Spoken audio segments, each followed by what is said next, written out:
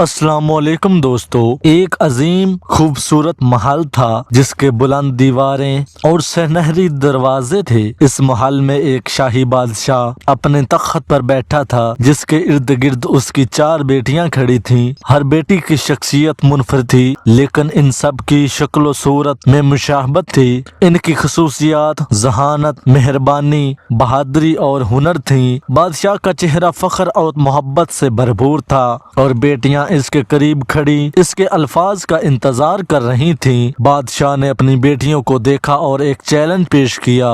بادشاہ نے کہا، میرے بعد تمہیں یہ سلطنت چلانی ہے اور ہر ایک کو اپنا حصہ ادا کرنا ہوگا۔ تم میں سے ہر ایک کو اپنی صلاحیتوں کے مطابق ایک منصوبہ پیش کرنا ہوگا جو ملک کی ترقی میں مدد دے سکے۔ بیٹیاں بادشاہ کی باتوں کے غور سے سننے لگی تھیں اور ہر ایک نے اپنے منصوبے کے بارے میں سوچنا شروع کر دیا۔ سب سے بڑی بیٹی جو ذہانت کی علامت تھی، اس نے سب سے پہلے اپنا منصوبہ پیش کیا۔ وہ ایک عظیم لائبریری میں کھڑی تھی اور اپنے منصوبے کے بارے میں بادشاہ کو بتا رہی تھی۔ اس کا منصوبہ تھا کہ ملک بھر میں تعلیمی ادارے فائدے کے لیے قائم کیے جائیں، ہر شہری کو تعلیم حاصل کی جائے۔ اس کی آنکھوں میں جوش اور عزم تھا اور بادشاہ اس کی باتوں کو بہت دھیان سے سن رہا تھا۔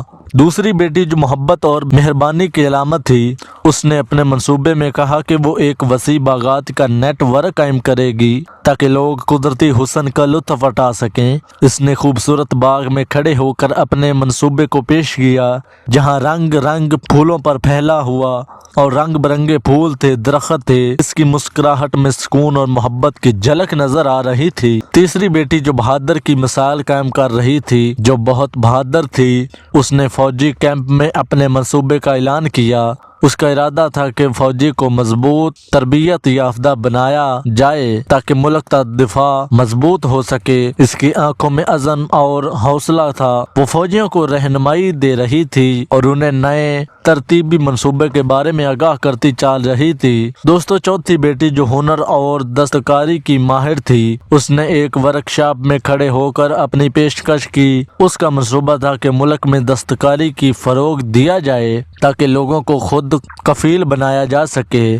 اس نے خوبصورت دستکاری کی اشیاء بناتے ہوئے اپنے کام کی مہارت اور لگن کا مظاہرہ کیا۔ آخرکار بادشاہ نے اپنی بیٹیوں کے منصوبوں کو سنا اور ان کی کوشش پر فخر محسوس کرنے لگا۔ وہ جانتا تھا کہ ہر ایک نے اپنی بہترین صلاحیتوں کو پیش کیا ہے اور ان کی مدد سے ملک ترقی کرے گا۔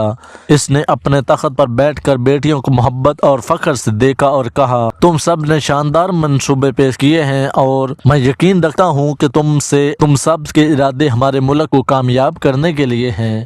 دیکھتے ہی دیکھتے ملک بھر میں تعلیمی ادارے قائم ہوئے، خوبصورت باغات آباد ہوئے، فوجی مضبوط ہوئے اور دستکاری کا شعبہ ترقی کرنے لگا۔ لوگ خوشحال زندگی گزارنے لگے اور بیٹیاں اپنے والد کے ساتھ ملک کی کامیابی کا جشن منا رہی تھیں۔